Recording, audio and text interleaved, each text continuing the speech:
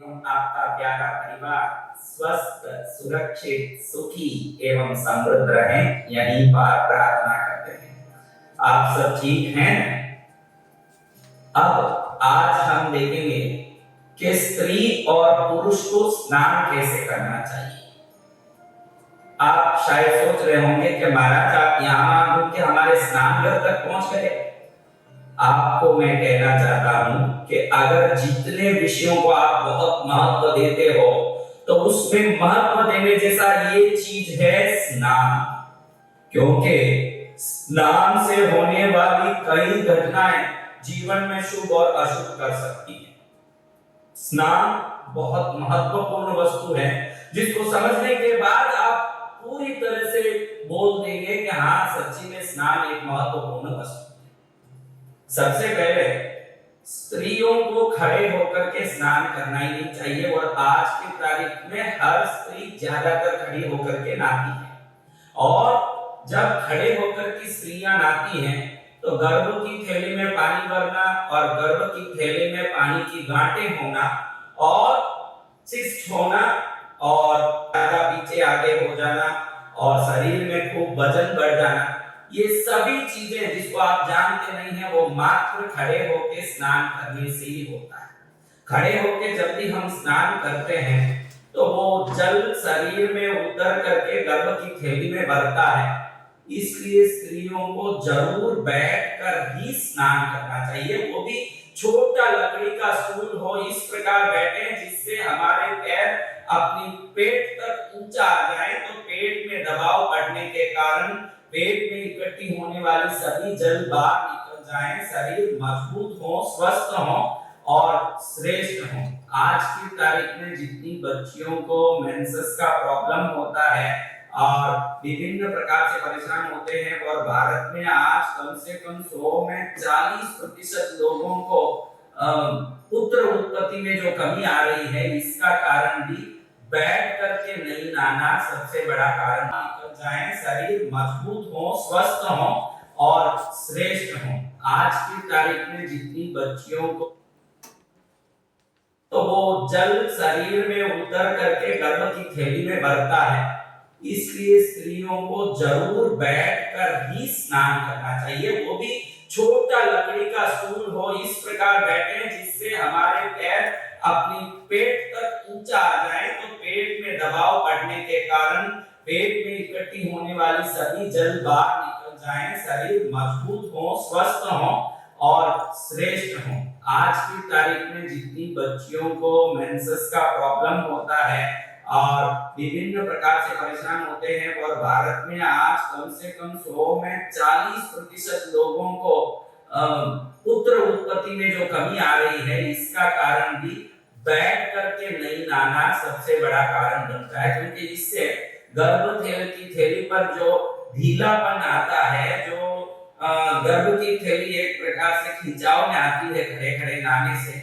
ये भी बहुत बड़ा कारण बनता है। आपके घर में आपकी बच्चियों को, आपकी पुत्रियों को, जो भी इस वीडियो को देख रहे हैं वो महिला है, कृपया बैठ के नहाने का आदत शुरू करें, जिसमें आप बाद में देखेंगे कि बहुत सारे बच्चों के एक जमाने में आप देखे होंगे आपके दादी, उनके पूर्वजों के, हमारे दादी माँ पूर्वज रसोई भी बैठ के बनाते थे, कोई भी दान चून को फटकारना हो, दान चून को सफाई करना हो तो बैठ करके साफ करते थे, कोई आटा पीसना हो तो बैठ करके चक्की में पीसते थे, चटनी बनाना हो, कोई कर्म करना हो तो बैठ करके करते थे।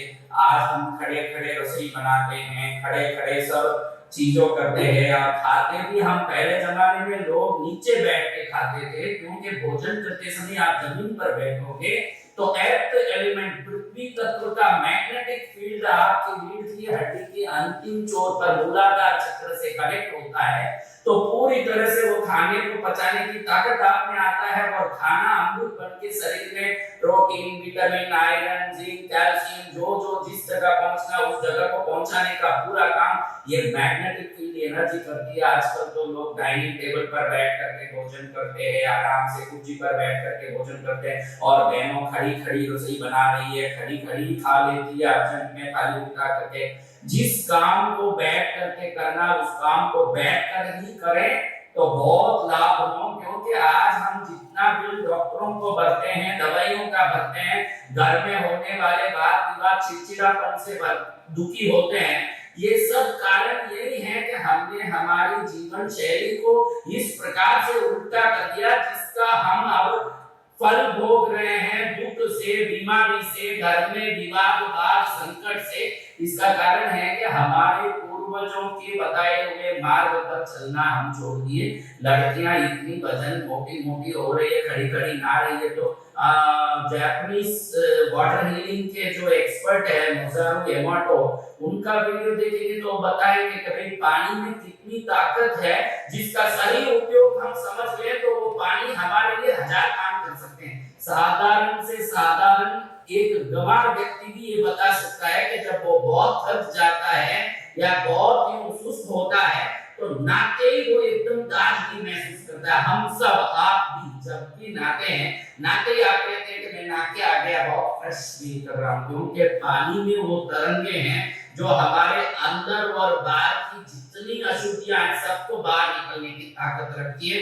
लेकिन उस पानी को हम व्यवस्थित उपयोग करेंगे तो यही पानी स्वास्थ्य और घर की शांति का सबसे बड़ा अमृत दवाई बन के काम करेगा। इसलिए स्त्रियों को बैठकर ही नहाना चाहिए। अगर लकड़ी का स्टूल हो तो बहुत अच्छा है, क्योंकि लकड़ी के ऊपर आप जब भी बैठते हैं तो बिना काम से आपके ऊपर चढ़ने वाले तरंगे रह जाती है, और आप पानी का पूरा जो मैग्नेटिक फील्ड की एनर्जी है उसको शरीर पर अच्छे से ले सकते हैं और नहा सकते हैं। और पुरुष को तो खड़े होकर ही नहाना चाहिए, पुरुष को 101% खड़े होकर ही नहाना चाहिए। समुद्र में नहाए, नदी में नहाए, कुएं में नहाए या घर के बाथरूम में नहाए, पुरुष जब खड़े होकर के नहाएगा तो हेर्निया का प्रॉब्लम, दूसरे अन्य प्रकार की बीमारियां आने की कोई प्रकार की संभावना कम हो जाती है। और जब वो खड़ा होकर के नहाएगा तो उसका मसल बल, उसके जो वक्षस्थल की एनर्जी, उसके जो चक्रास की एनर्जी है वो पूरी तरह से बैलेंस होता है। आदमी को खड़ा होकर नहाना चाहिए और बहनों को, माताओं को, स्त्रियों को बैठकर ही नहाना चाहिए। मैं वापस एक बार निवेदन करता हूँ कि घर में जितनी बच्चियां हैं, आप जितनी भी स्त्रियां हो, सब जरूर इसका पालन करके देखो, उसके बाद आपके शरीर पर, मन पर कितना बड़ा बल मिलता है। क्योंकि खड़े खड़े स्त्रियों के नहाने से जो ऊर्जा नीचे उतरती है, इस कारण से सेल्फ कॉन्फिडेंस भी पूरी तरह से खत्म हो जाता है, मन में डर उत्पन्न होने लगता है। बैठ के नहाने से महाराज इतनी बड़ी लाभ हो सकती है क्या? आप नहाएंगे तब मालूम पड़ेगा कि सेल्फ कॉन्फिडेंस के डेवलपमेंट में, मन में नए विचारों के श्रेष्ठ प्लानिंग में, और शरीर के बल में, और घर गृहस्थी की शांति में, अध्यात्म के रूप से और विज्ञान के रूप से और चिकित्सा शास्त्र के रूप से, तीनों के हिसाब से भी देखें तो स्त्री को बैठ के ही नहाना चाहिए। लेकिन इस टॉपिक पर कोई बात ही नहीं करता है कि हमको नहाना कैसे चाहिए। इसलिए सब बाथरूम में जाते हैं और शवर खोलते हैं, अपनी मर्जी जैसे नहा धुला के आ जाते हैं। एक छोटा लकड़ी का स्टूल हो जिस पर बैठ के स्त्रियों का नहाना हो, इतना छोटा हो, कम से कम 1 फुट का हो, तो उनका पैर थोड़ा ऊंचा आएगा, तो उनके शरीर के गठन पर बहुत अच्छे से असर पड़ेगा, जिससे वो स्वस्थ, सुखी, दीर्घायु और घर को संभालने वाली देवी माँ के रूप में रहेगी। ये प्रार्थना है कि माताएं बैठ करके स्नान करें और पुरुष खड़े होकर के करें। जब आप स्नान करते हैं, बाद में सबसे पहले पीठ को पहुंचना चाहिए। आज तक मैंने दुनिया के हर व्यक्ति को देखा सीधा टवल लेकर सिर रगड़ने, मुंह रगड़ने लगता है। आध्यात्मिक शास्त्र कहता है कि पीठ दरिद्रता का निवास स्थान है। पहले उस जगह को पहुंचने से दरिद्रता दूर होती है, बाद में सिर, मुख, हाथ, पैर को पहुंचने से लक्ष्मी के अंग प्रकाशित होते हैं। इस कारण से सबसे पहले पीठ को ही पहुंचना चाहिए, बाद में सिर, मुख, शरीर को पहुंचना चाहिए। वैज्ञानिक शास्त्र के हिसाब से भी, ये तो मैंने अध्यात्म का बताया कि भाई पीठ दरिद्रता का स्थान, इसके पहले पीठ पहुंच लो, बाद में शरीर को आप पहुंच करके लक्ष्मी का आवाहन करो। इस शरीर रूपी मंदिर में लक्ष्मी का निवास हो जाए। अध्यात्म के रूप से ये बात है। अगर चिकित्सा शास्त्र के रूप से भी देखने जाओ तो ये जो रीढ़ की हड्डी है, बैकबोन, ये कभी गीला नहीं होना चाहिए। इसके गीले होने से इसके संबंधित पूरे शरीर के हर अंगों में वो ठंडकी पहुंचती है और विभिन्न प्रकार की शिकायतें, लकवा, कमर दर्द से लेकर दुनिया की कोई भी शिकायत रीढ़ की हड्डी गीली होने से होती है। तो चिकित्सा शास्त्र भी कहता है कि सबसे पहले शरीर में रीढ़ की हड्डी का एक बैग वस्तु को पहले सुखा देना चाहिए। पहले चिकित्सा शास्त्र के हिसाब से भी आप पीठ को पहले पहुंचे और उसके बाद सिर को, मुंह को, हाथ पैर को ऐसे पहुंचेंगे तो मेडिकली भी लाभ होगा और अध्यात्म के रूप से भी लाभ होगा। और उसके बाद जो भी आप नहाते हो, जितना पानी जरूरत है उतना लें और उसको पूरा कर दें। आप जब बाहर आए तो उस बकेट में थोड़ा भी पानी बचा ना हो, पूरा खाली करके आए। जब अगला व्यक्ति नहाने जाए तो वो पानी को नए से भरे और नए से बैठ करके वापस नहाए, तब वो पुराना पानी का तरंग दूसरे पर जाता है। तो इसको कहते हैं वाइब कंफ्यूजन, इसको कहते हैं वाइब्रेशन का कंफ्यूजन, जिससे एक दूसरे के तरंगों की ऊंच नीच हो जाने के कारण अनेक प्रकार के गड़बड़ और वाद विवाद घरों में होते रहते हैं। इसलिए पानी को एकदम पहले खाली करके फिर दूसरा जो जाए नया भर के फिर नहाए। स्नान आप सोच रहे हो वैसे कोई बाथरूम में गए और खोल लिया शवर और ऐसे नहा के आ जाए, इतना साधारण वस्तु नहीं है। स्नान करते समय जो आप पानी के ऊपर 9 बार अपनी उंगली से, ये जो अंगूठी जिस उंगली से उंगली में पहनते हैं, इसी उंगली से पानी के बकेट में 9 बार ओम लिखते हैं और आप प्रार्थना करते हैं कि ये जल मेरा स्वास्थ्य का वृद्धि करने वाला बने, मेरी समृद्धि का वृद्धि करने वाला बने, मेरे सुख को वृद्धि करने वाला बने। अगर ऐसे जल पर ओम 9 बार लिखते हैं और ये प्रार्थना करते हैं, उसके बाद आप कुछ ही दिन में चमत्कारी रूप से देखेंगे कि आपकी एनर्जी में, आपकी खुशी में, आपके उत्साह में, आपके श्रम के फलों का मिलने में बहुत बड़ा वृद्धि हुआ है। निश्चित ये लाभ होता है। कोई विशेष रूप से चाहते हैं कि भाई हम स्नान करने के पहले कोई मंत्र बोले, तो और ओम अमृते अमृतोद्भवे अमृतवर्षिणी अमृतम श्रावय श्रावय स्वाहा। पहला जल का लोटा जब हाथ में लेते हैं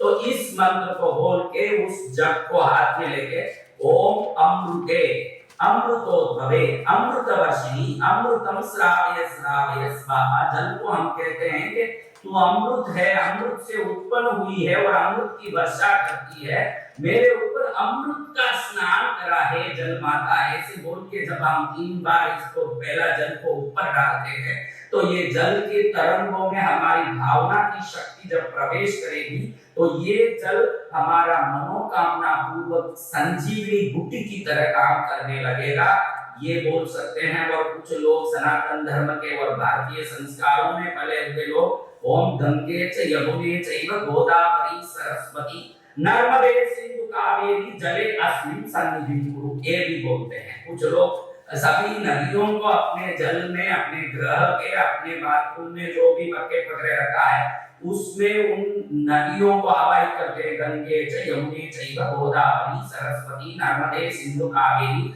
जले अस्मिन् सन्निधिं कुरु। गंगे, यमुना, गोदावरी, नर्मदा, सिंधु, कावेरी आदि सप्त नदियों की जल की शक्तियां इसमें प्रवेश करें, जिससे मुझे पवित्र नदियों में स्नान करने का पुण्य मिले। इस भावना से प्रार्थना करके उन नदियों के तरंगों को मंत्र द्वारा प्रार्थना करके अपने जल में मिश्रित किया जाता है। फिर नहाने से सप्त नदी जल के स्नान का लाभ मिलता है। आप स्नान को व्यवस्थित कर लोगे, स्नान करने के तरीकों को व्यवस्थित कर लोगे तो आप इतने सारे लाभ प्राप्त करेंगे कि आपने कभी सोचा भी नहीं होगा। मैंने आज ये वीडियो बनाने के पहले सोचा कि कोई ऐसी वीडियो बनाए जिसके बारे में कोई बात ही नहीं करता हो, क्योंकि स्नान करने को व्यक्ति एक नित्य क्रिया मानता है, एक साधारण क्रिया मानता है और फटाफट उसको करके बाहर आ जाता है।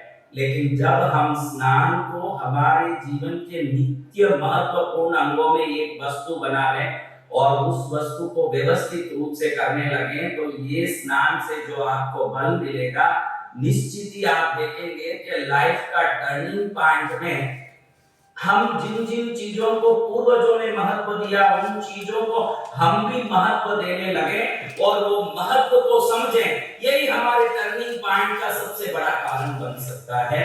आप जो बातें मैंने बताई है, पुरुषों के लिए खड़े होकर के नहाना, स्त्रियों के लिए बैठ के नहाना, पहले पीठ को पोंछना, बाद में अंगों को पोंछना, वकील को पूरी तरह खाली कर देना, स्त्रियों के लिए छोटा सा लकड़ी का स्टूल लगा के बैठना, क्योंकि प्लास्टिक के आजकल जो स्टूलें आई हैं इस पर के बैठ करके नहाने से एर्थ एलिमेंट से आपका जो बैलेंस होना चाहिए वो कभी होगा नहीं और लकड़ी के पाटे पर ही होगा। एक सुंदर लकड़ी का पाटा बनवा के, वो भी आम का लकड़ी का पाटा हो तो बहुत गुना लाभ देता है। आम के लकड़ी का पाटा, इस प्रकार का पाटा बना करके बैठ करके नहाने से कई प्रकार से गर्भवती थैलियों से परेशान स्त्रियों और विभिन्न प्रकार की बीमारियों से जूझने वालों को बहुत सारा अनायास ही लाभ मिल सकता है।